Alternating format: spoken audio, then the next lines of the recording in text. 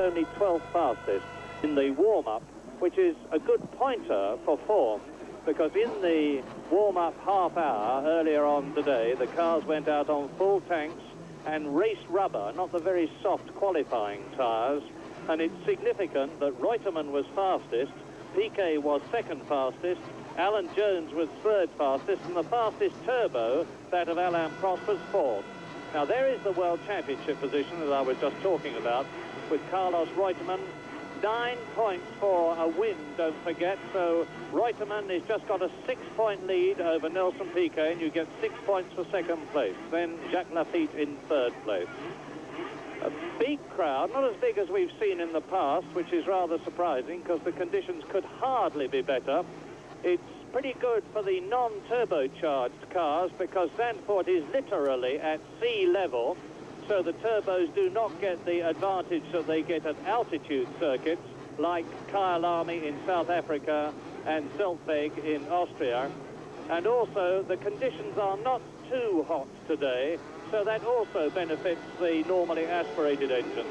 Well, with me now, as ever, the man who won the 1975 and 1976 Grand Prix, and as you look at the map and they go round on the warm-up lap, James Hunt.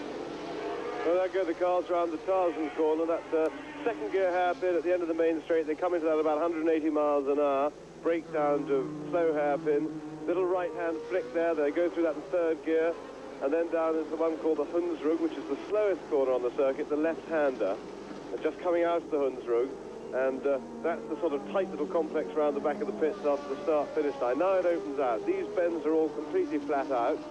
Here, where you see Prost going away up the hill, over the brow, and then he gets on the brakes. The car goes light over the brow, and you see him coming into view now down through a long sweeping right-hander, definitely the best corner on the circuit.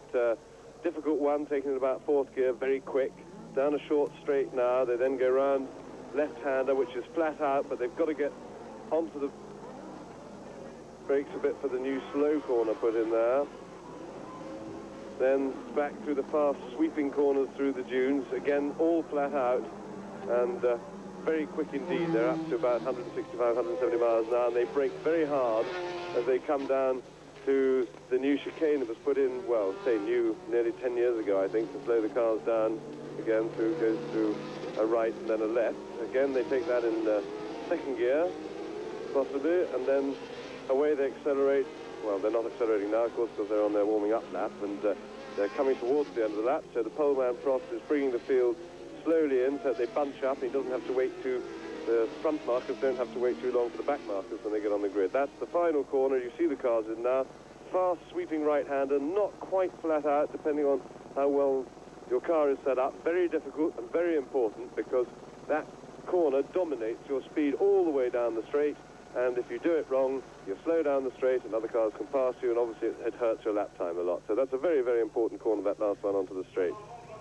Field weaving about a little bit, just warming up their tyres, get a bit of energy into the tyres to bring the rubber up to working temperature. These big bald racing tyres get very soft and sticky when they're hot, but they're most difficult to drive on when they're cold, and of course have very much less grip. Coming up towards the start-finish line, so I'll hand you back to Murray Walker. And the British starter, Derek Ongaro, ready to activate the lights from red to green. And it's very, very interesting to watch the turbocharged cars. I've said in the past, and I'll say again, that they are slower off the line. So watch carefully. The car behind René Arnoux, who's on the left of your picture, number 1 is the reigning world champion, Alan Jones, 4th fastest in practice. On his left and your right, tucked up underneath the rear wing of pole position man Alain Prost's turbocharged Renault, is Nelson Piquet. That's number 5, the Brazilian, of course, who finished in first place here last year and is second in the World Championship. There is the sign that the course is clear, the lights are red and green, and it's go for the Dutch Grand Prix. Away well into the lead, Arnoux in second place, and that is Villeneuve, who has spun off at Tarzan corner, and before he has even reached the first corner on the first lap, Gilles Villeneuve looks as though he's been punted off the course. The Renaults are in first and second position, with Prost leading, Arnoux in second place, and then Jones and Piquet. Well, I didn't see exactly what happened there with Villeneuve, but the start Villeneuve made a very good start from well down the field. He's in about 10th to 12th place on the grid, and I think the starter threw the green very, very quickly for them. He's supposed to wait 6 seconds. That definitely wasn't 6 seconds after the red light goes on, and I think Villeneuve was ready. He made a good start, and of course he was therefore moving before the others, moving faster, and obviously was fighting to find his way through. But hopefully we'll see a replay in a minute. Well, I don't know if the Renaults are operating to a race plan, but already Prost is pulling out the lead. Arnoux is definitely... there is the replay. Yes, well, unfortunately, they cut that replay in a little bit too late for us to see what actually happened. They didn't slow it down, so hopefully we'll see another one a bit later, but back to the race right now. And we'll see whether Gilles Villeneuve comes through at the end of the first lap. And here is the end of the first lap with 71 to go. And it is Prost in the lead from Arnoux. And then it's Alan Jones in third position with Piquet fourth and Jacques Lafitte as they go into the right-hander at Tarzan, which is where Andrea de Cesaris spun off in practice. And by the way, de Cesaris, in the second of the two Marlboro MP4s, is a non-starter, and his place has been taken by Michele Alboreto, who was 25th fastest in practice. Arnoux second then, Jones third, Piquet fourth, Lafitte fifth, Reutemann sixth, and there it was either Andretti or Giacomelli in the Alfa Romeo with a very bent and twisted front wing, which of course will badly upset the aerodynamics of the car, make the handling very difficult. But Prost looks as though he is already stamping his personality on the race, as in lap 2 he goes through the Marlboro Bocht, that's the new fast chicane, and then on his way down towards Panorama, which is where a lot of well-meaning graffiti had to be cleaned off the course before practice could begin on the first day, because it would have interfered with adherence. And it's still Prost Renault on lap 2, with Arnoux Renault in second position on lap 2, and we are now obviously looking down at a replay of the start, and you can see how the two Renaults accelerated away. And watch for Villeneuve. Yes, I was looking at that, Murray. I think it was the most unfortunate accident.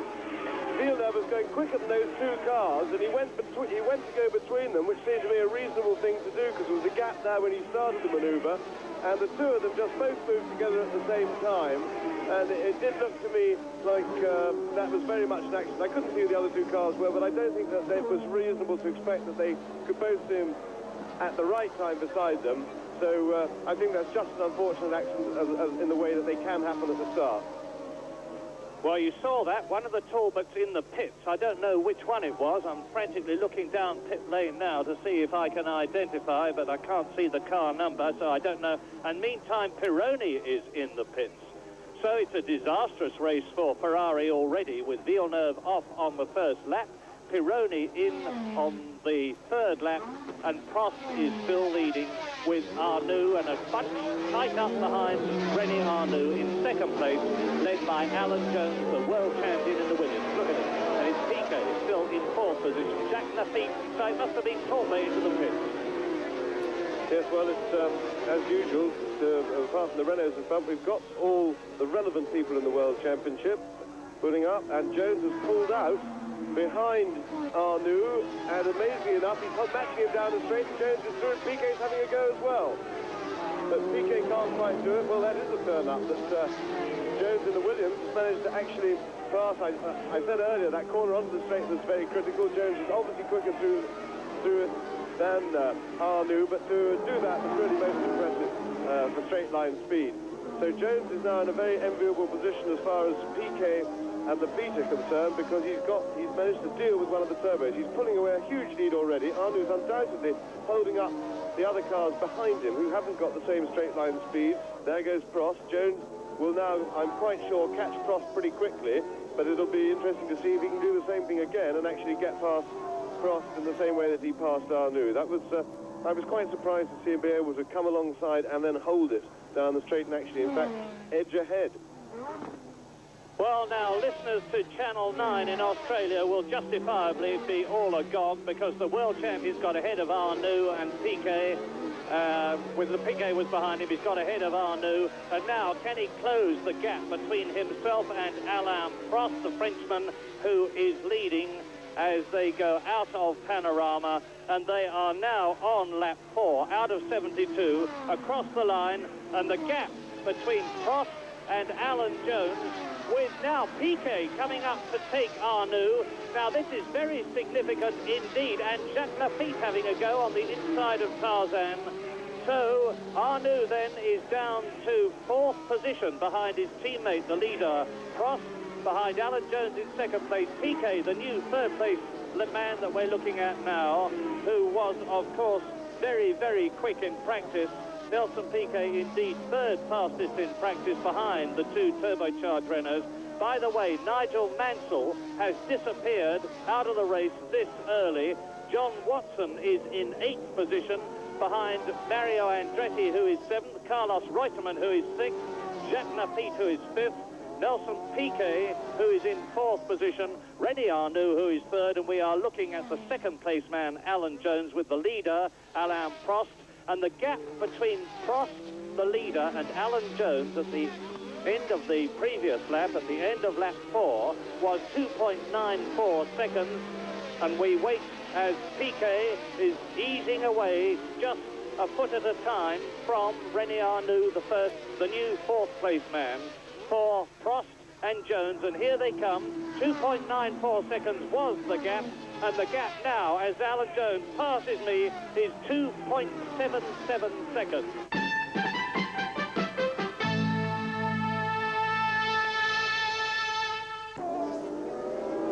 Hold on to it. There is Prost circulating now, reasonably comfortably. Jones isn't catching him that quickly, but Prost will certainly have to work very hard to just maintain that small lead that he's got, let alone build it.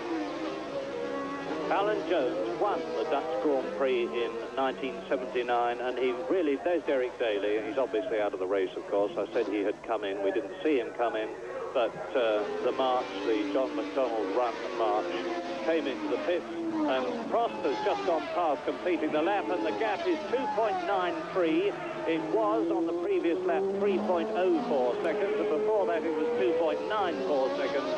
So the gap is being maintained, I should think, almost to the nearest inch between Prost, the leader, Jones in 2nd place. And Jones is at the corner now where he made his disastrous mistake just there last year when he put the car about a foot too much to the right, rode up on the ridged concrete curbing which lines parts of the circuit, dropped his right-hand skirt between the front and rear wheels into the dirt and the grass, ripped it off, and then had to come into the pits to have that skirt replaced, and finally finished well down, in fact out of the points. And Alan Jones in the World Championship at the moment is in 4th place, the man from Glenburn in Victoria, Australia. And he really does need the points. He won at Long Beach, and then he was in 2nd place in Brazil. Now that's the position after 5 laps, and you can see 2.8 seconds is the gap. I don't know why they've got Alan Jones in the lead in that situation, because Prost goes past me now, and the gap is 2.74 seconds. The problem with Nigel Mansell, who is definitely out of the race, is that he blew his engine, and Derek Daly went out with a broken rear suspension.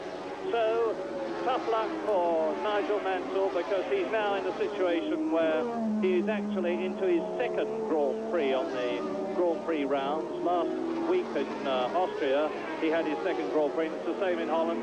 And it's Andretti with the very twisted front wing that you can see there, behind Riccardo Patrese. Patrese is in 9th position, and he has got past Mario Andretti, so Andretti is obviously being held up. And the positions at the moment on lap 9 in this 72 lap, there is the leader, Alain Prost. There in 2nd place is Alan Jones. Then in 3rd position is Nelson Piquet.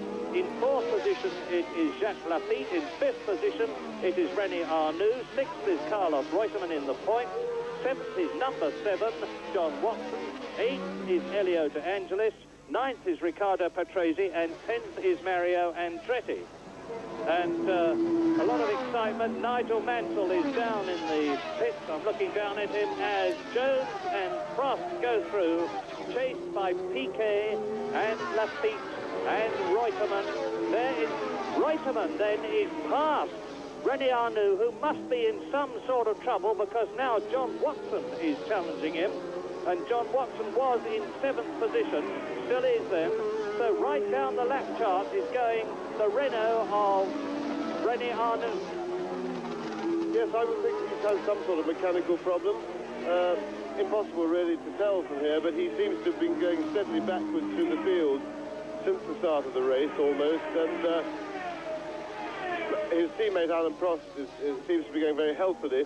So, but of course I think they could have a different choice of tyres. I think from what I understand now, with the competition with different tyre companies involved, the Renaults on their Michelin tyres were a little bit marginal with their extra power for running a soft compound, and it may be that they put Arnoux on the harder compound of tyre to make sure that he lasted, which might be making him a little bit slower. But as I say, without actually being down in the pits and checking it out, it's really impossible to tell, and there's a good chance that they wouldn't even know there if there is a mechanical problem that's slowing him down. You are looking at the battle between the yellow turbocharged Renault of René Arnoux in 6th position and John Watson in 7th place.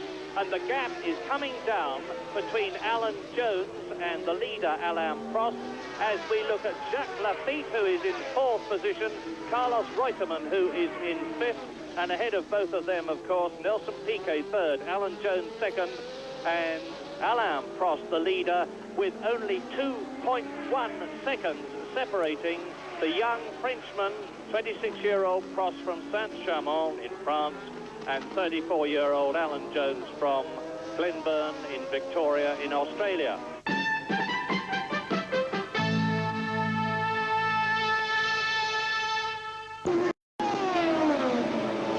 Just couldn't believe it.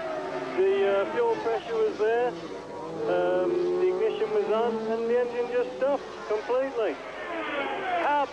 How about the start, Nigel? Did you get a good start and get away well? Well, I got a reasonable start, but I had to sort of anchor up a bit because there's flying cars on the left-hand side. So I made a good start, but then lost about 1 place. And, all right, so how are you feeling about Monza in 2 weeks' time?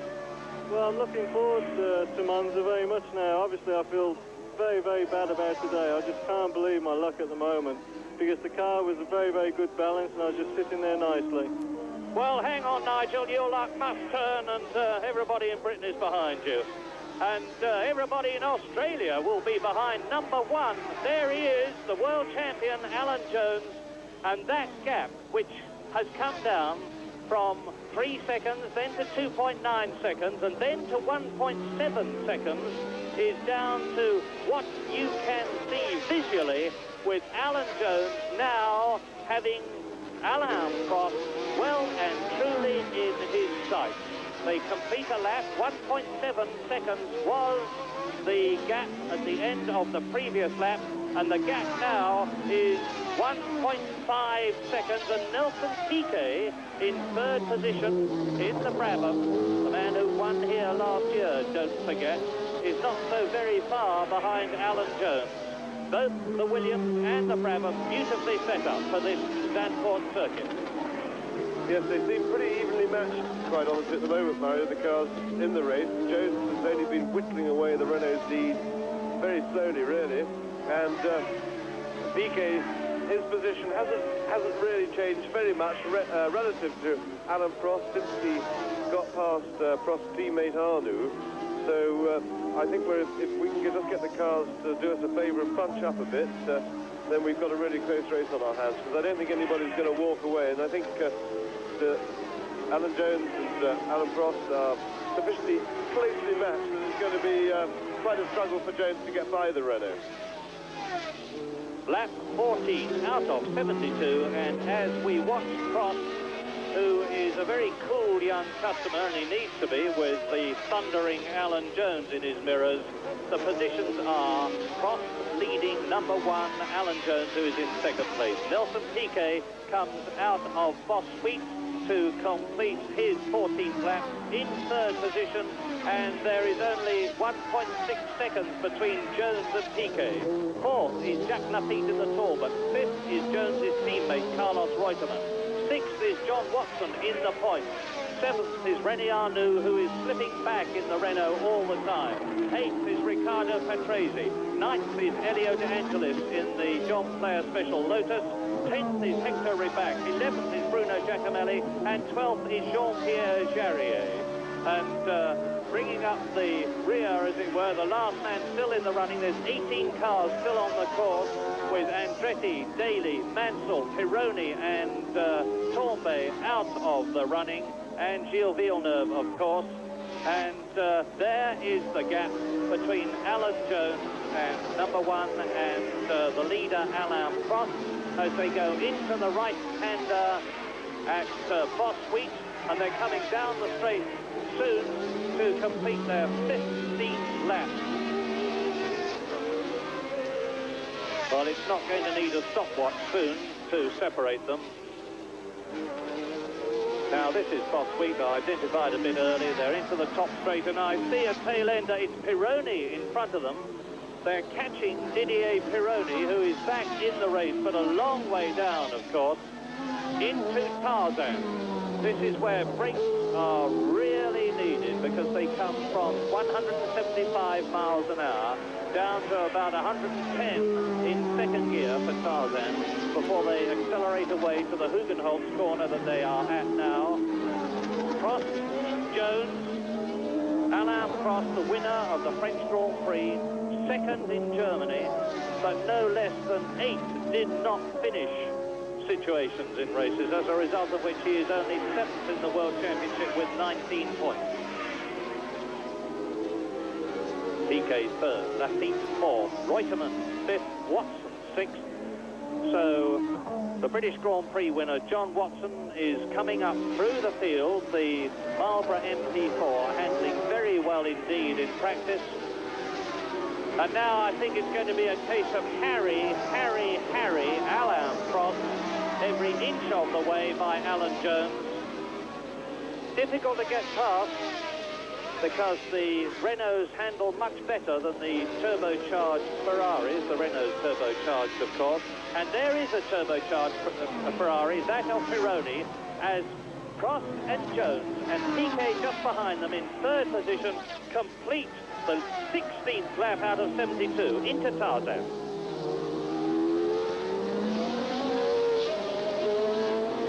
Past Pironi. Pironi's moved over and let them both through. Now to Hugenholtz. This is where Jones went off last year on the second lap at the point I established. Now, just there.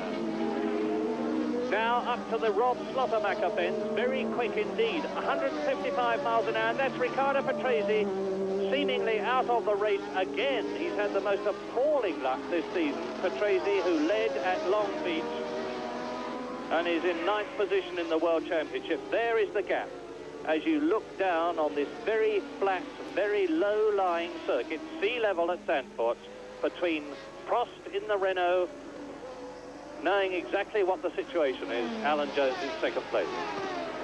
Yes, there seems to be a bit of a difference between Alan Prost's car and his general performance for his teammate René Arnoux, because whereas now, at this point on the circuit, this corner onto the main straight, Jones could get right up behind Arnoux. Behind Prost here, he's not so close, he's not really in a position to attack. He won't pick up enough of a tow, enough of a slipstream. There is Patrese coming into the pit. A bit of a shame that, because he was going very well in the race, because he wasn't, as it were, on our leaderboard, but he was moving through the field quite nicely, and he's got a pretty good car, and he's been driving very well this year, but he's been, as Murray said, in a pretty horrible season luck-wise, with not many finishes.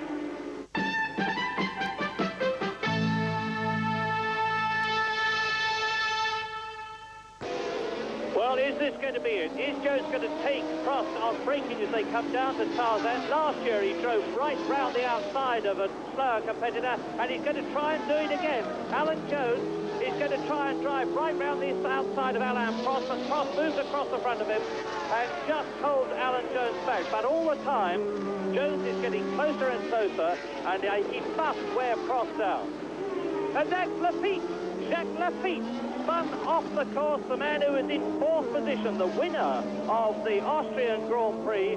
Well, now the Dutch Grand Prix is literally hotting up, and Lafitte has given his best. He's out of the race, and that means to say that up into 4th position will come Carlos Reutemann. Okay, all that happened just a few seconds ago, so we go back now to the live action, and it's Prost still in front of Alan Jones.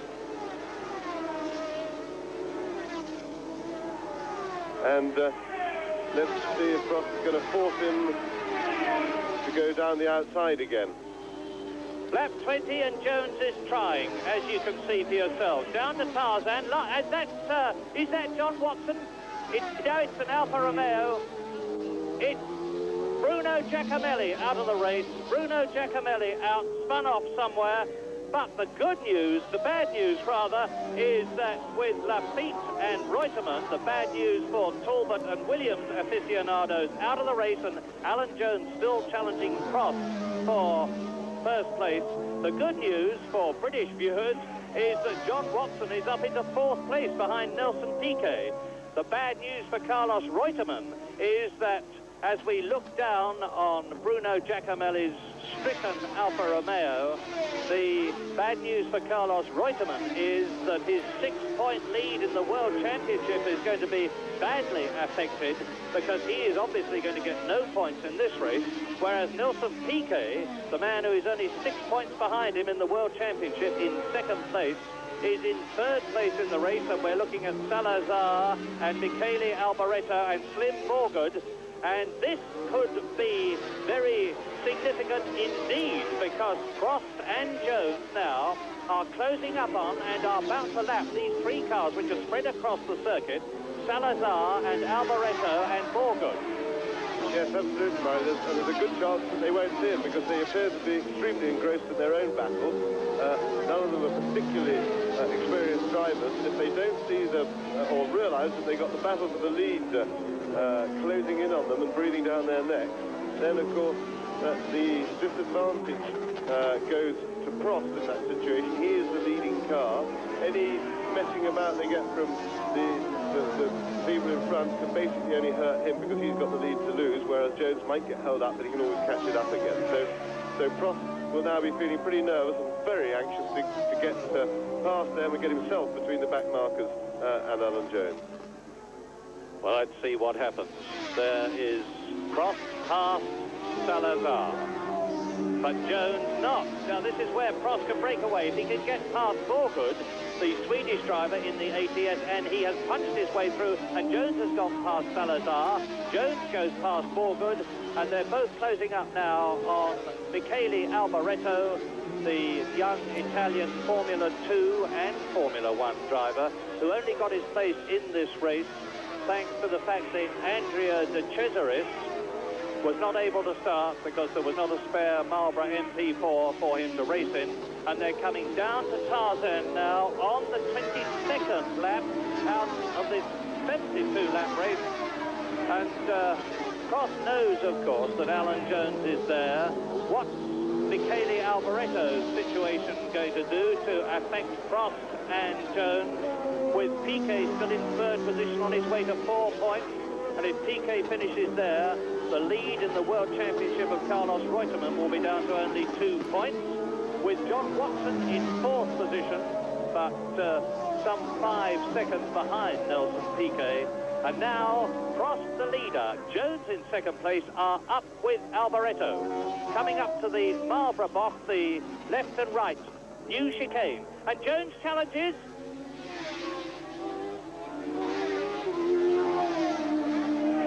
Alboreto about to be lapped. Prost the leader, Jones in 2nd place, and this is lap 23.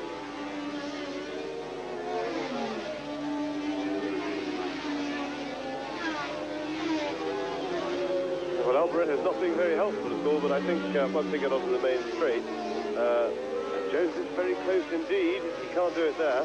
He has. How amazing! That was very cheeky indeed. He nipped inside the Renault. Fabulous opportunity for Jones, but I fear the Renault might just be able to slip through his way up. It's a good time for Jones because he's got the toe from that Tyrrell in front of them. A brilliant piece of opportunism by Alan Jones. And Prost is challenging again. I think Prost got the inside. He's done it. Terrific stuff. Alain Prost is a very gutsy young man, and he demonstrated his qualities there to perfection by fighting back immediately to probably the toughest and one of the most experienced men in World Championship motor racing, Alan Jones. So, momentarily, a new race leader, Alain Prost, led from lap 1 to lap 23, and he's back in the lead again now. He's on his 24th lap. But Alan Jones is not going to take that line down. He needs the points, as I have said before, and he must, because Alan has probably got the best brain in the racing business. He's brought up in a racing atmosphere. His father, Stan Jones, won the Australian Grand Prix and could have been a brilliant Formula One driver. Alan Jones, with 11 Grand Prix victories behind him, to Alain Prost's 1 win, is now continuing to push the Frenchman.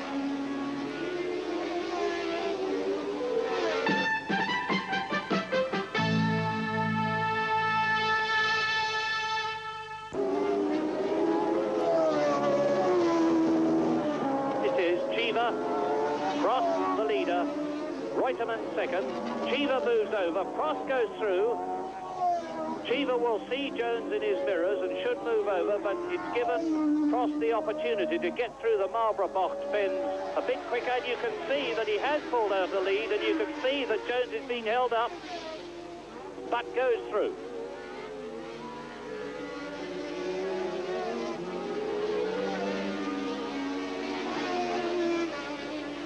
Prost, Jones, Cheever lapped.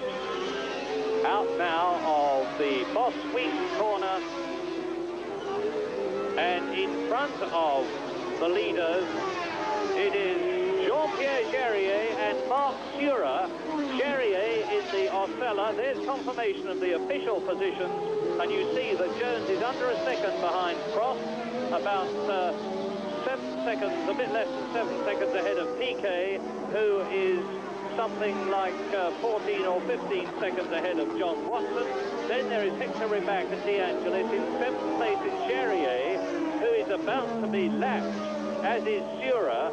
So the leaders are right with the 7th and 8th place men. They've lapped everybody up to 8th place when they get past Eddie Cheever. There's Prost. They're past Cheever. Now they are up to Marc Surer, who has got Jarier in front of him.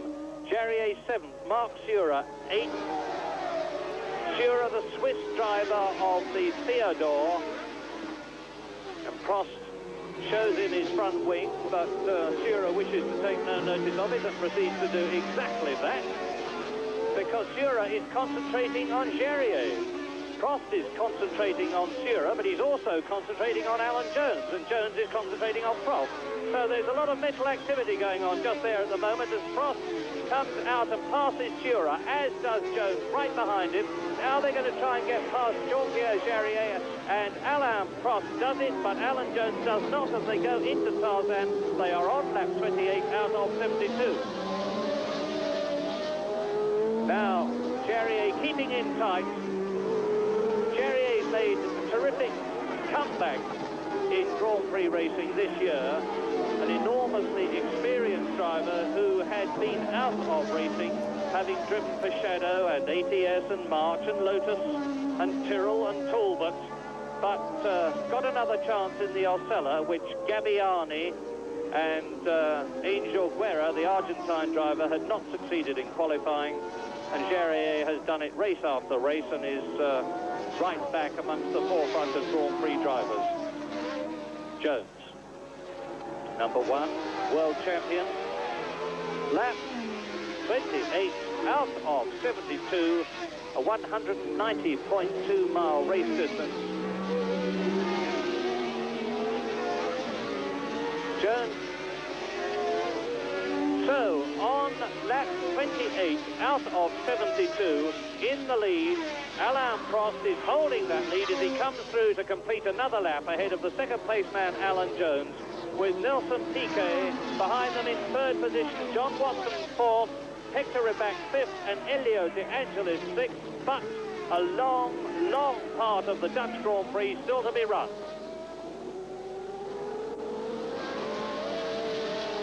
Nelson Piquet we're looking at now. He's closing up on Eddie Cheever in third position. Piquet second in the World Championship, the winner at the Argentine Grand Prix and the San Marino Grand Prix in Italy. Then a bad run of luck at Belgium, at Monaco and Spain, where he failed to finish. Third in France, he went off in the British Grand Prix. So he's got his points for his second place in the World Championship is 39 points from comparatively few races, and he did it with driving like that when he passed Eddie Cheever in the Tyrrell.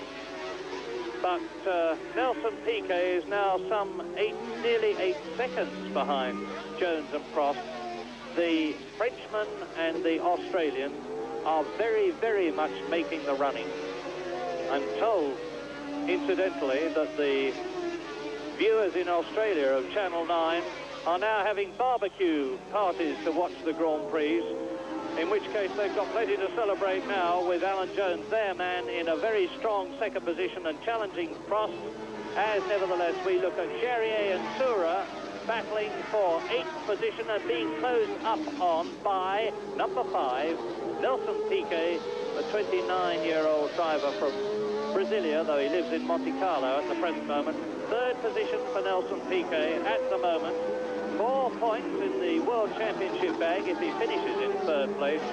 And as I said before, that would close the gap between himself and Carlos Reutemann to only 2 points. The World Championship is getting more and more exciting as the series runs on. There's only 3 races left after Holland. The Italian Grand Prix at Monza in a fortnight's time, then the Canadian Grand Prix, and the last race of the series, a new fixture at Las Vegas in California. Mark Sura driving extremely well.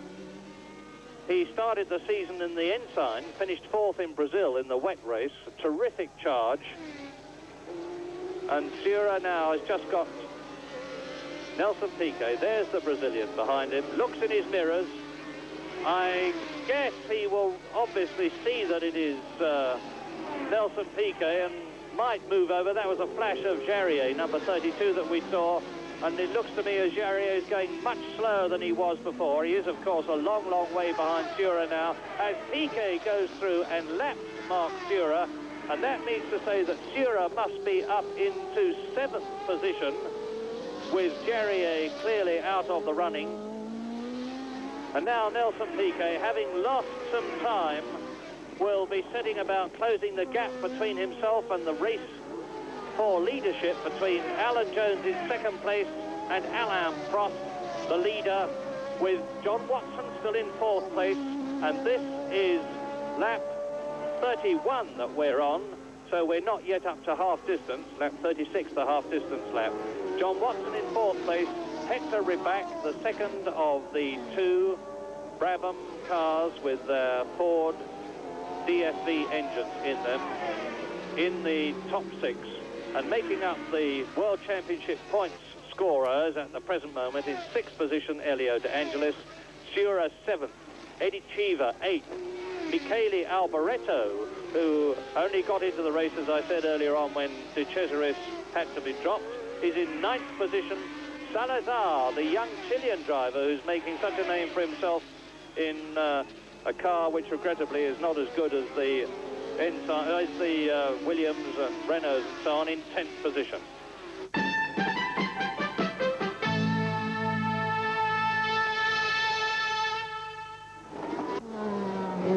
Who is going very, very much slower than we expected him to, because Andretti, with the appearance, and he's now been lapped by Alan Jones, Andretti, with the appearance of Gerard Ducarouge, the Talbot team manager, who was fired by Guy Ligier in the Alfa Romeo team as team manager now.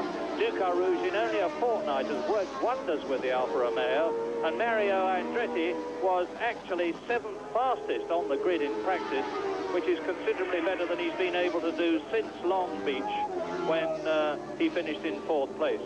So Alan Jones there, some 2.2 seconds now behind Alain Prost, and we're getting pretty close to the half-distance point. Daly out of the race, Lafitte out, Reutemann out, and several of the first 6 in the World Championship are out of the race. Reutemann is out, Lafitte is out, Villeneuve is out, and Giacomelli is out, of course, as is René Arnoux, Jean-Pierre Jarier, Riccardo Patrese, Patrick Tambay, but Mario Andretti still on his way. Well, one shouldn't make forecasts because, as I say, only half the race, less than half the race has been run. But a little crystal ball gazing and hypothesis might be interesting at this stage of the race, because if the race order was the same at the end of 72 laps as it is now, and I'm willing to bet quite a lot of money that it won't be, Carlos Reutemann would be leading Piquet by 2 points. Piquet would be 10 points ahead of Jacques Lafitte in 3rd position. Alan Jones would be only 1 point behind Lafitte, and then it would be Prost and Watson. But having said all that, something will now happen to prove me totally wrong, because with the race now on its 35th lap, and the 36th lap being half distance, there is rather more of the race to run than has already been held. Prost leading, Jones, number 1, second. Jones pressing very hard indeed. Prost, by the way, on Michelin tyres, and Alan Jones is on Goodyear's, and Goodyear have produced a new tyre, a new 15-inch front tyre for this race, which seems to have done the Williams cars a lot of good. Across the line goes Prost, and across the line now goes Alan Jones, and the gap is 3.86 seconds. So Prost is increasing his lead, and I do not believe it is because Alan Jones is having a breather. He's dropping back too consistently for that to be the case. But also we must remember that Prost was leading the Austrian Grand Prix when he had trouble of a kind that we didn't expect. A broken suspension, but more of that later. Yes, Roy, what you're saying was quite right about Jones dropping back. It's significant also that Nelson Piquet is dropping back proportionately fast to Alan Jones from Prost. But talking of tyres, Piquet is on the same tyres, Goodyear's, as Jones, and it could be the change in form seems to me to have been too sudden for it to be just simply the lightening of the fuel load, as I suggested might be the case earlier with the Renault, because it's been quite dramatic. Jones from being definitely faster than Prost, catching him up and climbing about all over him, actually getting by him into the lead, across the line in front of him on one lap, and then immediately losing it again in a very exciting lap when it all happened at once. Since then, the two Goodyear-shod cars seem to have gone backwards relatively, and it therefore makes me think that is the difference. It may just be that the Goodyear runners have run a fairly soft compound, a bit marginally, and therefore they're struggling a little bit with wear as the tyre wear gets on. Or, of course, alternatively, it could be that the Michelin tyres on the Renault are now coming good in the race. Michelin make tyres that tend to be very durable in the race. They don't have problems very often with tyres going off, and it may be that they're just settling in really well. I am sorry to say to Williams fans that Alan Jones must be in some sort of trouble. Not just because he is dropping back and increasing the gap between himself and Alain Prost, the leader, but because he himself is signalling to his pits as he goes by.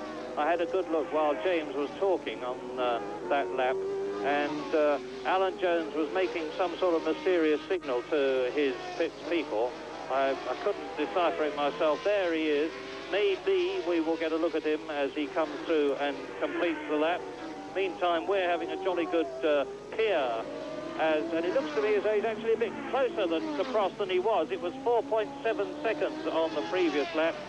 Well, he goes past, it's 5 seconds, just 5.04 seconds. So Prost is increasing his lead at the rate of half a second to a second a lap at the present moment, notwithstanding the fact that Jones is continuing to press very, very hard indeed. Never give up. And Jones can see, metaphorically, 6 points in front of him. And those 6 points are going to really close up the World Championship gap. Jones in second place. Piquet is still third. Watson is now about 15 seconds behind Piquet. Watson in fourth position. In fifth position, Hector Rybak. In sixth place, Elio De Angelis. Then in seventh place, Mark Surer. Eighth, Eddie Cheever. Ninth, Salazar, who went out of the Austrian Grand Prix in 10th place. So Salazar is higher up in a Grand Prix than he has ever been before in his first season of World Championship Grand Prix racing. A fine achievement, and let us hope that he finishes this time and brings some luck to Mo Nunn's little ensign team. Out of the Foss Sweet corner again come Alain Prost, and here in second place Alan Jones, chasing the Frenchman down to Tarzan, with Nelson Piquet coming out of Foss Sweet, chasing Mario Andretti, who has long since been lapped by Alan Jones. In fact, Mario Andretti is 4 laps now behind the leaders, and everybody up to 6th position, that is to say Elio De Angelis, has been lapped by both Alain Prost, the race leader, Alan Jones in second place, as Jones goes round Sky Black, that very fast right-hander, notches the gearbox up into fourth position, now back into second for the left-hand part of the Marlborough bends, and now away to complete another lap, and that will be the end of lap 39.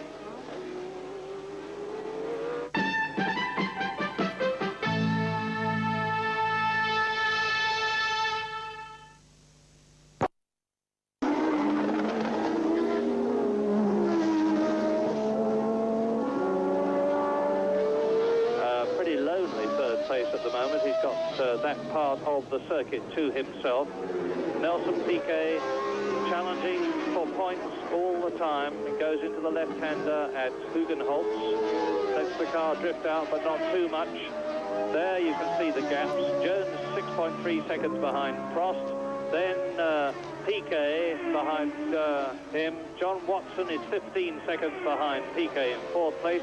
Hector Rybak and Elio De Angelis is one lap short, because he has been lapped by the race leader. Nelson Piquet, number 5, second in the World Championship this year.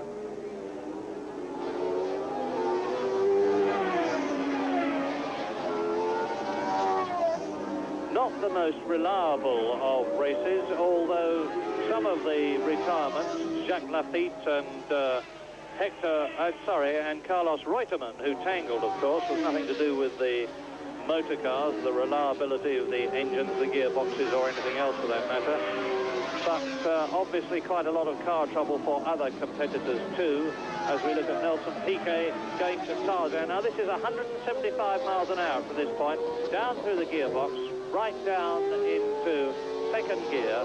Very, very, very tight bend. It's one of these bends that keeps on going on, and then it's away to Gerlach, the left and right, then down to Hugenholtz, the left-hander, and up through the gears from second to third here, then up into fourth gear, 155 miles an hour, down to the Rob Slottermacher bends, round to the right-hander at Ski Black, which is where third place man Nelson Piquet is now. And Piquet is 16 seconds behind Alan Jones and 16 seconds ahead of John Watson.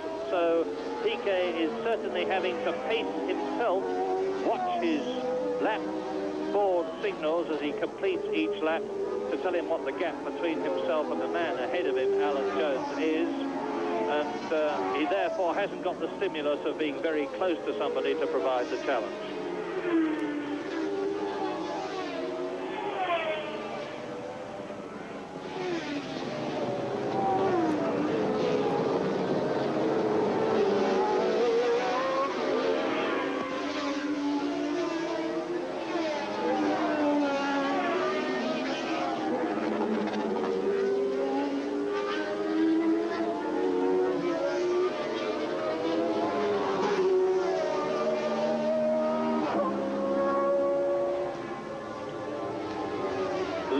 Lap 43, and if your heart skip a beat because the man in the picture is Alan Jones and you think he's in the lead, I'm sorry to disappoint you, he is not, because Alain Prost is still up front, notwithstanding the fact that that terrific tussle between himself and the world champion that we're looking at now was resolved at one point when Alan Jones scrambled by, but Alain Prost, with a flash of Gallic fire, just prodded the right-hand pedal a bit more and surged past Alan Jones on the run down to Tarzan and has now extended his lead.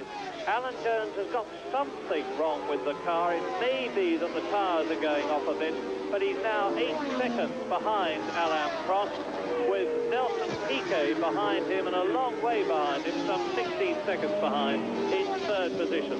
Then another 16 seconds back, it is John Watson. In fifth position is Hector Rabac, is the second of the two Parmalat Brabhams. In sixth place, and he has been lapped by Alain Prost, the race leader, but not yet by Alan Jones, is Elio De Angelis. And with Jacques Lafitte and Carlos Reutemann having gone out of the race when they tangled and pushed each other off the circuit, the World Championship position is going to be incredibly close at the end of this race if the positions remain as they are now. I wonder if Alan Jones has got the same sort of problem as he had in Austria. We don't know, but there's plenty of time to find out. And I tell you again, Prost is leading from Jones. Piquet is in third position. Watson, Rabac and De Angelis. We're on lap 44. It is a 72-lap race.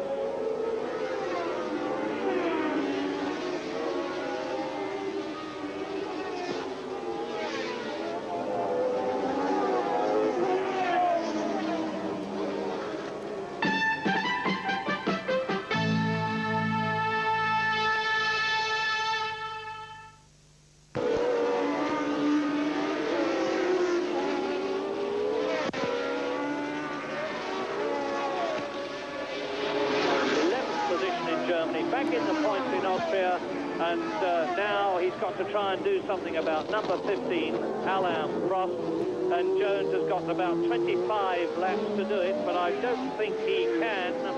Well, I'm going to start watching very carefully the gap between number 15, Prost, this man, the 26-year-old Frenchman, and Alan Jones, to see whether Alan is closing up. It's Siegfried Sturr, the Italian psychologist who gets involved in a bit of yoga before all the races begins, who is ahead of Prost now. The bearded Siegfried Sturr, who, notwithstanding his very Germanic name, is Italian. Ex-Formula 3 champion of Italy, did well in Formula 2 in a Tolman last year because Sturr won one of the Formula 2 championship races last year. And you may pass on my right was the signal which he gave Prost, and Prost has taken advantage of it and surged through. Enormous power. That V6 1.5-litre Renault engine produces, it is alleged, about 540, believe it or not, brake horsepower. And here is Prost coming up to complete the lap, and I'll give you the gap between himself and the second place man, Alan Jones. And there's the replay as he passes Sturr, and the gap is 7.84 seconds.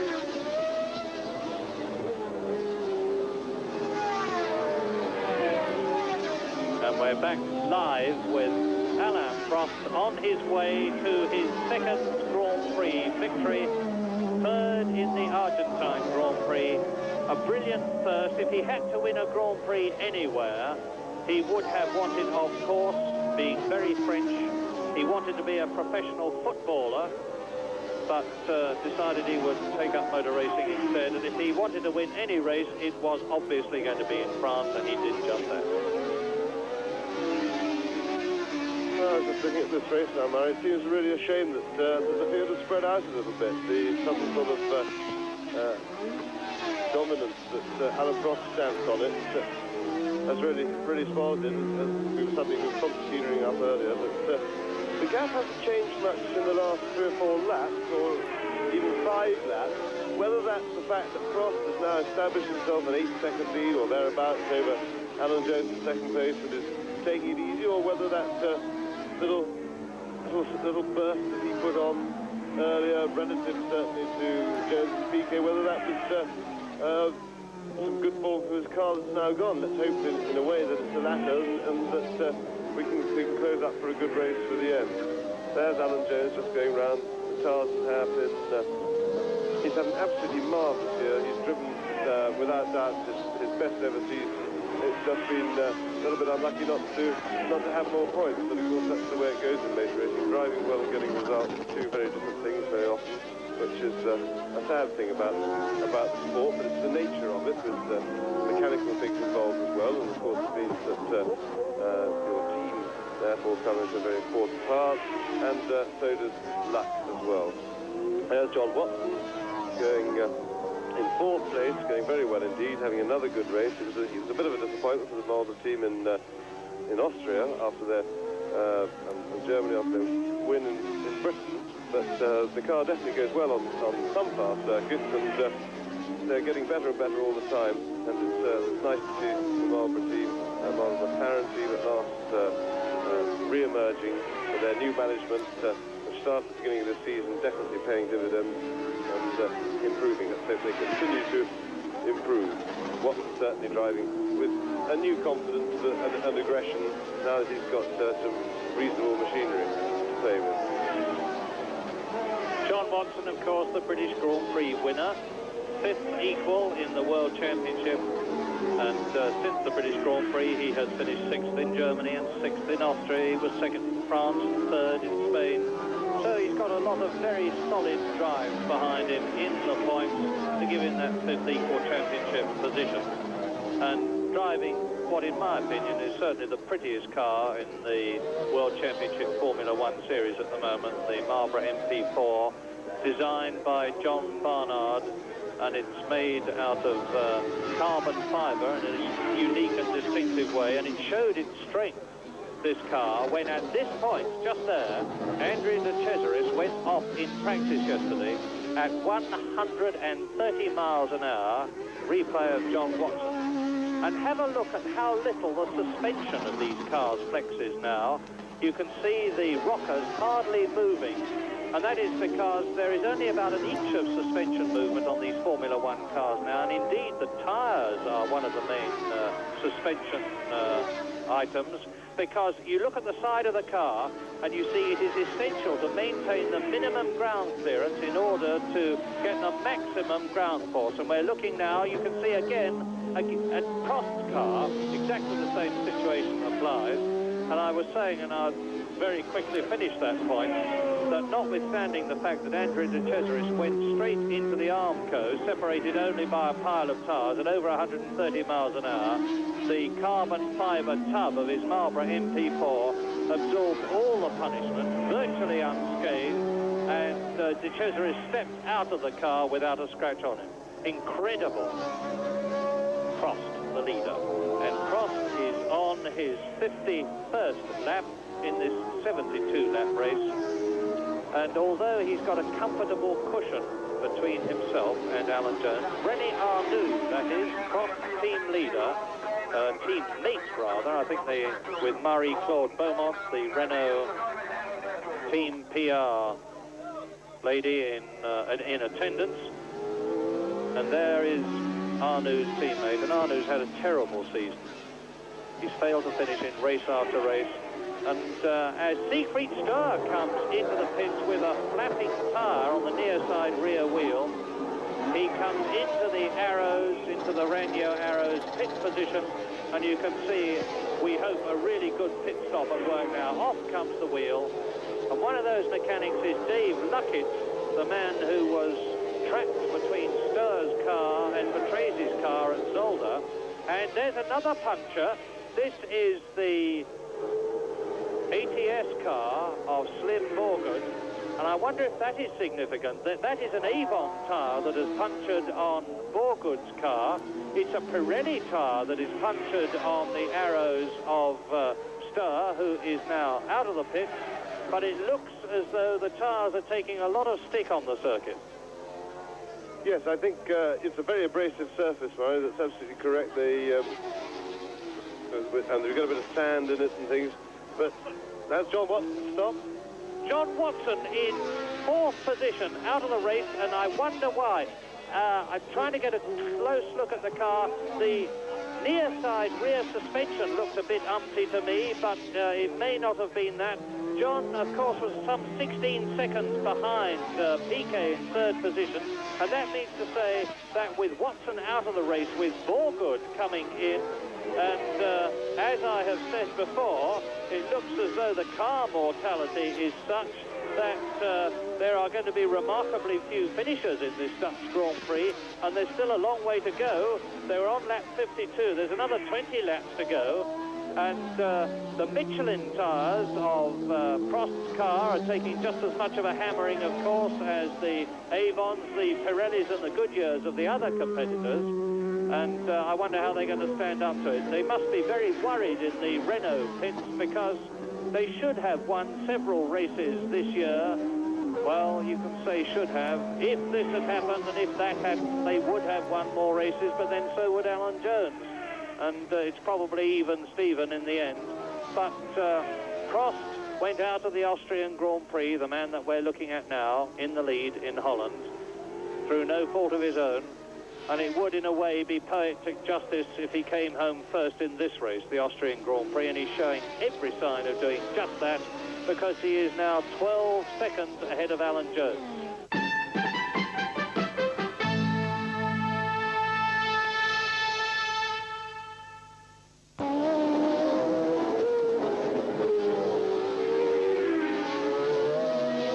Jones closing up on the 4th place man, Hector Ribac, the Mexican in Mexican construction, in very successful business of his own. There's Nelson Piquet.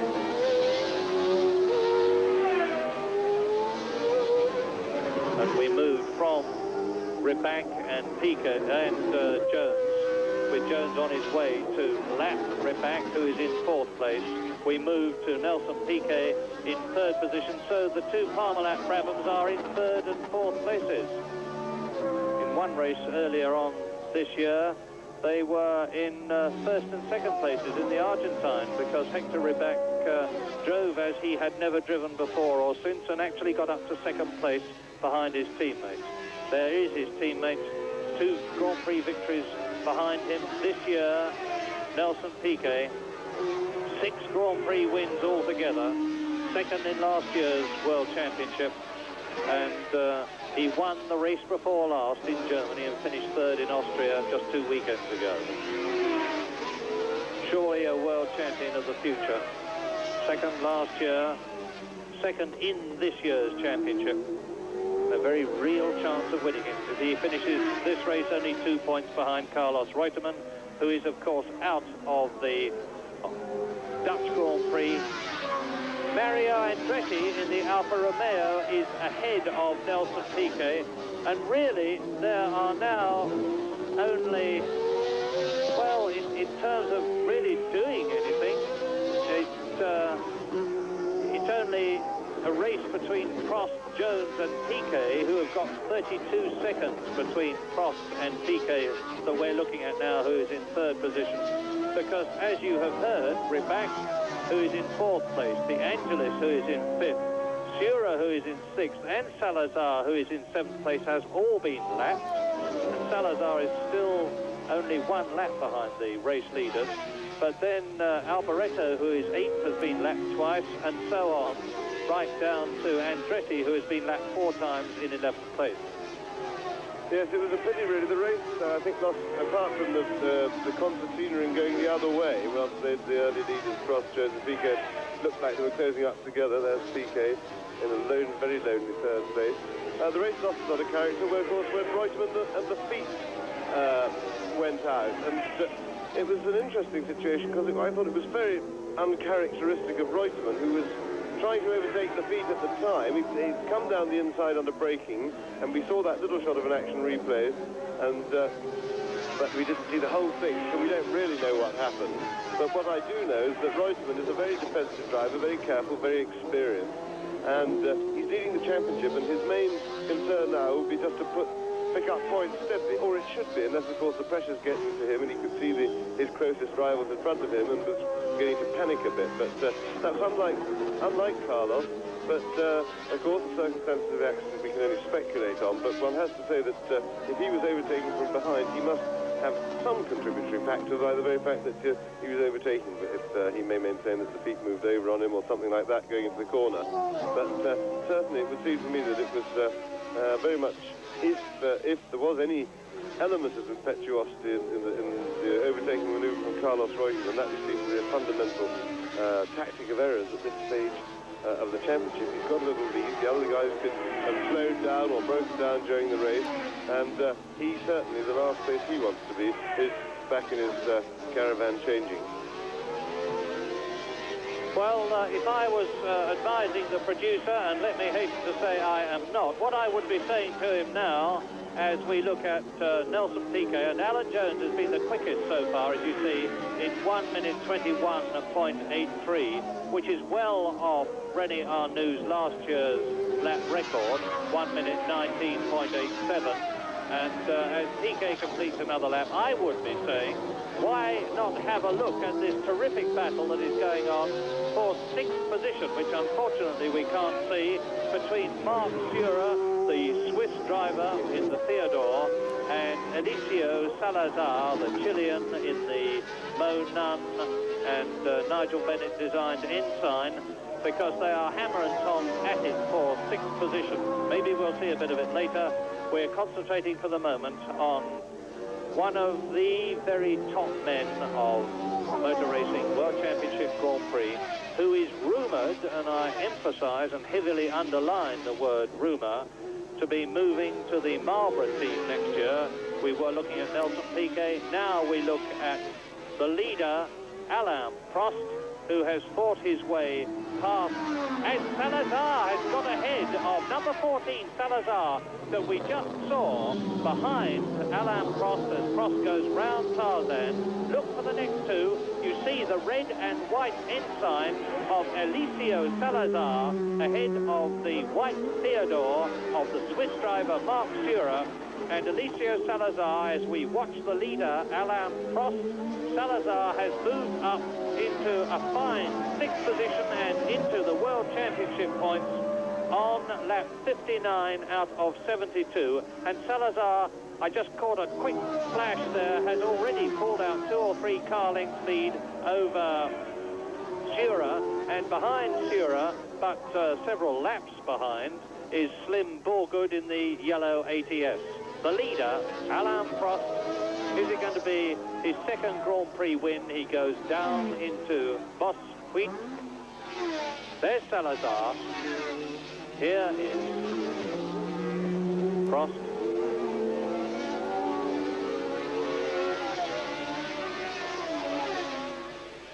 And I wonder if Marc Surer is wryly thinking to himself, Eliseo Salazar took my seat in that car, because he did, as they thunder down the straight towards Tarzan behind Alain Prost, the leader. Marc Surer, whose seat in the ensign was taken by Eliseo Salazar, has dropped down to 7th place. Salazar in 6th position. 2 laps now behind the leaders. De Angelis in 5th position has been lapped. Hector Ribac in 4th place has been lapped. Nelson Piquet is in 3rd position, a long way behind Alan Jones, who is increasingly dropping back behind Alain Prost that we look at now. So Prost's problem is simply to keep going. He can afford to lose quite a lot of time, pace the car, but not slow down so much that he loses his concentration, which is a very dangerous thing to do. And you can go off in a flash because the cars are going very, very quickly indeed. There is Prost.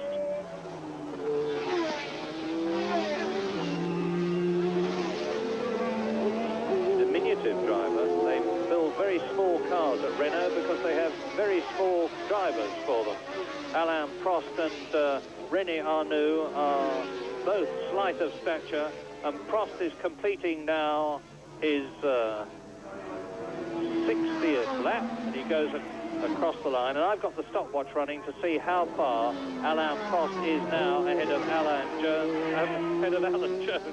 And the answer is 7.25 seconds. The gap has come down a bit, but it could well be because Prost is taking things easy, keeping away from the verges so as not to damage his tyres, especially there, which is, as I have said before, where Alan Jones went off so disastrously last year, giving himself plenty of room, perhaps changing up a fraction of a second earlier than he would normally do, perhaps braking a fraction earlier than he would normally do, giving the car the kindest, easiest time possible, knowing that he's still got a fair distance to go, knowing that he's got a comfortable cushion, knowing that if he can finish this race where he is, it's going to be his second Grand Prix win of 1981, making him very much the darling of France, which he made himself also, of course, when he won the French Grand Prix.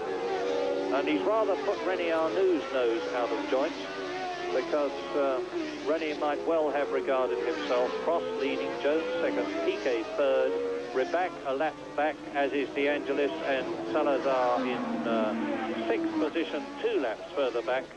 And René Arnoux might well have regarded himself as being the Renault team leader when Jean-Pierre Jabouille went to Talbot at the beginning of this year. But in terms of sheer ability, I'm afraid it's been Prost rather than Arnoux who has got the results this year. And the gap between Prost and Jones is now up to 14.9 seconds. Jones is clearly nursing the motor car for some reason or another. I cannot believe that Prost is that much superior, or the Renault that much better than the Williams, for him to be pulling away on sheer driving ability or car superiority as we watch Salazar now. A good opportunity to have a good close look at the ensign, the Mo Nigel Bennett ensign of Eliseo Salazar, who, if he finishes where he is, must achieve one of these championships, and that's to finish in the points. He's in 6th position, 14th in Spain, and in every other race this year he has either failed to qualify, just a few of them, but then he moved up into a situation where he very clearly became an obvious qualifier, only to have trouble in race after race and to fail to finish. This is his 5th Grand Prix, the man who entered racing. There's Mark Surer. Behind Surer is Slim Ballgood. There is Jean-Pierre. There is Hector Ribac with Alan Jones in front of him. And Alan Jones is now about to lap the 4th place man. So the Dutch Grand Prix, we must honestly say, has become a bit processional. But every time I have said that in the past, something exciting has happened to change the situation altogether. The situation at the moment being that on lap 63 out of 72, with therefore 9 laps including the one they are on to go, Alain Prost is leading Alan Jones by 15 seconds. Nelson Piquet is 11 seconds in 3rd place behind Alan Jones. Hector Ribac in the 2nd of the 2 Brabhams, because the first of them is his team leader, Nelson Piquet, is in 4th place, a lap behind the leaders. Elio De Angelis in the John Player Special Lotus is in 5th place, a lap behind. Eliseo Salazar is 6th. Then It's Sura, 7th. Alboreto, 8th. Siegfried Stur is in 9th position, in spite of having to come into the pits to change that tyre. Slim Borgud, that we have seen, is 4 laps behind the leaders, but in 10th place. Mario Andretti is on the same lap as Borgud, and we're looking at Borgud now behind Mark Sura. Andretti is in 11th place. John Watson is out of the race altogether, as are Chiva, Jerrier, Arnoux, Giacomelli, Lafitte, Reutemann, Patrese, Daly, Pironi, Mansell, Torbay and Villeneuve. And we watch Alan Jones on his 63rd lap. The gap between Jones and Piquet then is 9.25 seconds. And that means that Piquet is gaining. It was 16 seconds. So Jones must be in trouble of a magnitude that is not just losing him time to Alain Prost, the leader, with 15 seconds between Prost and himself, but to Nelson Piquet, and this gaggle of cars in front of Jones isn't going to do him much good. He passes Sura.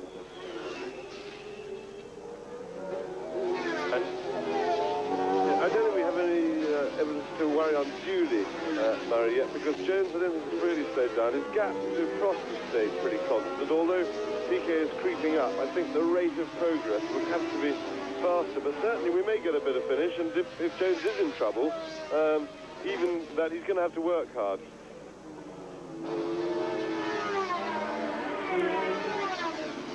There's Borgud, the Swedish driver, and out from behind his slipstream comes the Brabham of Hector Rybak in 4th position, nips through on the inside of Tarzan.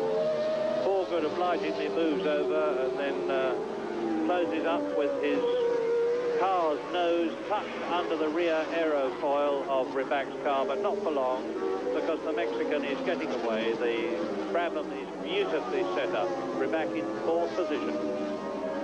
And they are now on lap 65. 7 laps to go, including this one, and there's not so much left of this one. Rybak, 4th. Borgud in 10th position.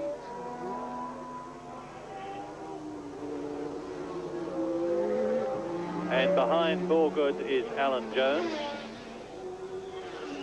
And of course, there is Salazar, who is 6th. So they really spread out now, because Salazar is just ahead of Rybak on the circuit, but he's a full lap, and indeed two laps behind him in race distance. And this race of attrition now seems to be in a situation where the drivers are very much in the groove, the cars are running reliably, the tyres are not giving trouble, they will know where they are. It would seem to me that no one can do very much about getting a place, because Rybak now is passing, that's Piquet, I'm sorry, passing Michele Alboreto. Nelson Piquet in 3rd position, and he's 20 seconds behind Alan Jones. Alboreto, the young Italian, is in 7th place, but Alboreto is a full lap. No, he's on the same lap as Eliseo Salazar. Salazar 6th, De Angelis 5th, Rybak 4th, Piquet 3rd, Jones 2nd, and Prost the race leader.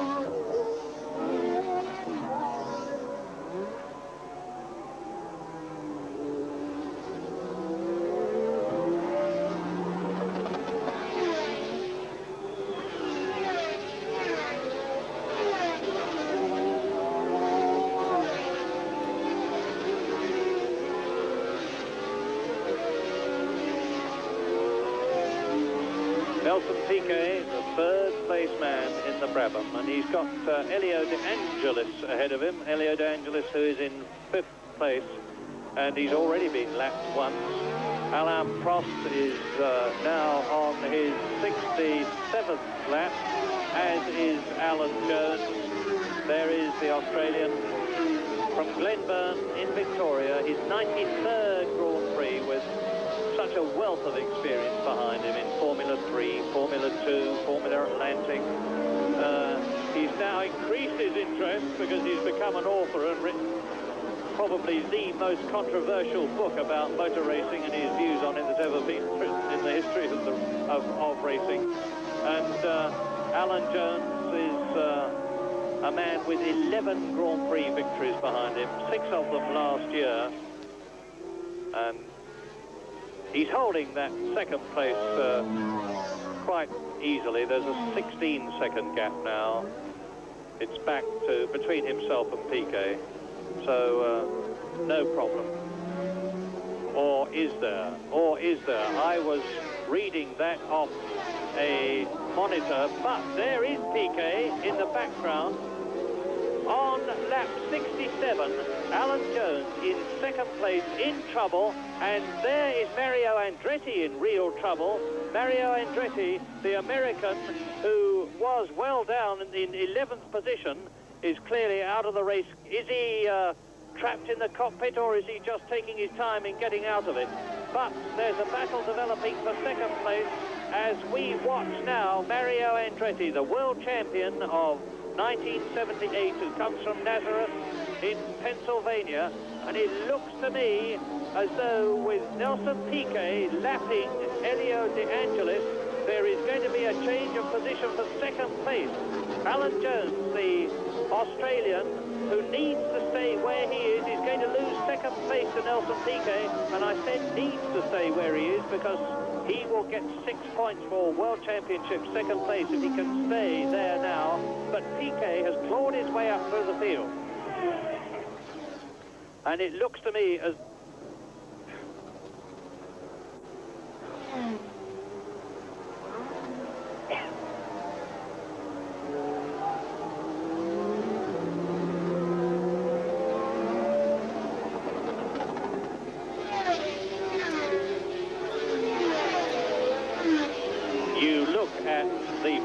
Alfa Romeo of Mario Andretti, who has just gone off the course and was trapped in the cockpit for some time. He's just got out of it, but I can't give you any more information on him than that at the moment, but leading the race and leading very comfortably on lap 68 out of 72 continues to be this man, Alain Prost. But behind Prost, and some 16 or seconds or so, there's that fantastic battle, and you see it change because Nelson Piquet at Tarzan has nipped past Alan Jones, the doughty world champion Australian, who has slipped down to third position. Now, Jones has clearly been in some sort of trouble for a long, long time, and Nelson Piquet has been inexorably inching up on Jones, and then it became more than inching up. It became closing up quite visibly. The gap came down to 15 seconds to 10. And then all of a sudden, Nelson Piquet was right behind Alan Jones. And look at it again, a replay of Nelson Piquet on lap 69, taking second place at Tarzan from the world champion Alan Jones. And that really transforms the world championship situation because Piquet, in moving up from third to second, has gained himself an extra 2 world championship points. I'm doing some quick mental arithmetic while I'm talking to you, and I reckon that if Piquet stays where he is now, that is to say in second place until the end of the race, he will be tying for the lead in the world championship with Carlos Reutemann, who went out of the race much earlier on. And this has been very much a Dutch Grand Prix of attrition, because with the drivers on the 69th lap out of 72, and we look at Alan Jones closing up on Elio De Angelis. Alan Jones now in third place, and Elio De Angelis is in 5th position. And there is Eliseo Salazar, who's driven a wonderful race in 6th position. Salazar in the ensign, car number 14, as Piquet comes up behind Slim Borgood. Well, Alan Jones has been, as you rightly said, in trouble for some time, and it seems to be a deteriorating condition. We can't be sure what happened, although it did appear that he touched Eddie Cheever earlier in the race when he was lapping him, and therefore may have damaged his suspension. There's some speculation that that may be the case, and if that is the case, then probably his tyres were going off. He's got a wheel a bit out of line. That damages the tyre, because he does seem to be fighting for grip rather badly. We're just looking at Mario Andretti's accident. I saw they had to carry him away there. He, obviously, from the damage to the car, you can see a heavy, heavy shunt. Where is Alan Jones? I look back and Jones was not in sight, and Piquet has either pulled out a terrific lead over Jones, who was in third place all of a sudden, or Alan Jones is in real trouble. And if that is the case, that means to say Hector Ribac will come up into fourth position. And the leaders are now on their 71st lap out of 72. Elio De Angelis has gone through, and there is no sign of Alan Jones. So there he is. Alan Jones has slowed right down, and he's being passed left and right by much slower drivers as we look at Alain Prost on his last lap of one. Yes, Alan Jones would have slowed right down because he obviously can't race the quick guys, and he's got a whole lap on Hector Ribac in fourth place, and with a couple of laps to go, there's no point taking any risks. He just wants to finish the race, and he's doing the sensible thing, because it's particularly if he's got damaged suspension, he wants to give that the lightest possible load, because the last thing he wants to have, of course, is a suspension failure right at the end of the race. And having talked a lot about, and deservedly so, Eliseo Salazar, there's a great scrap going on between him and Michele Alboreto for sixth place. But this is undoubtedly the man of the race. Alain Prost, 26 years old, from Saint-Chamond, in only his 22nd Grand Prix, who is now crossing the line to start his 72nd and last lap in this Dutch Grand Prix, on his way to 9 World Championship points and his second Grand Prix victory of the year, because he brilliantly won the two-part Grand Prix thanks to superb driving ability and some wonderful gamesmanship by the Renault technicians, who turned up the boost a bit, put him on qualifying cars and enabled him to win his own French Grand Prix. Then second in Germany, and Michele Alboreto is out of the race, and it's a good thing it isn't more than 72 laps, because there are now only 3 drivers on the same lap: Prost, Piquet and Jones, first, second and third. Hector Ribac is in fourth position now, a lap behind. Elio De Angelis is in fifth place. Eliseo Salazar from Chile in the enzyme looks as though he is going to more than justify the faith of his Chilean countrymen in sponsoring him to race in the World Championship by finishing in sixth place, as Prost passes Alboreto's car. Tragic luck for the Italian, going out in sixth or seventh place on the very last lap of the Dutch Grand Prix, and that means to say that Siegfried Starr will come up into seventh place, but the winner is Alain Prost. He's approaching the line now. He goes across the line and gets a tremendous cheer from the Renault team. He has won the Dutch Grand Prix of 1981 and his second race. And the two-handed salute that we saw in France comes again from young Alain Prost, who now has 16 points in the World Championship and is passed on the run-down lap by the fourth place man Hector Ribac, as Salazar finishes in sixth position. And both the race then, a win for Alain Prost with Piquet second, Alan Jones in third position, Hector Ribac in fourth place, Elio De Angelis in fifth, and Eliseo Salazar in sixth place, with only 3 competitors finishing the full race distance. The World Championship is more exciting than ever, because now Carlos Reutemann and Nelson Piquet are tying for first place with 45 points. In third position is Jacques Lafitte, only 3 points ahead of Alan Jones. In fifth position is Alain Prost after his second Grand Prix victory, and tying for sixth place Gilles Villeneuve and John Watson. John Watson and Nigel Mansell both out of the Dutch Grand Prix, and indeed with only 3 competitors finishing the full race distance, it has been a disappointing race from the point of view of seeing so many drivers go out, but that takes nothing away from number 15, the winner Alain Prost, from number 5, the second place man who is just behind Prost, Nelson Piquet, or number 1, Alan Jones, finishing in 3rd place. And as you can see from those World Championship positions, we go to the next Grand Prix at Monza in Italy in a fortnight's time, with the World Championship excitement heightened even more, because those 6 men are all still in with a chance of becoming the champion of 1981.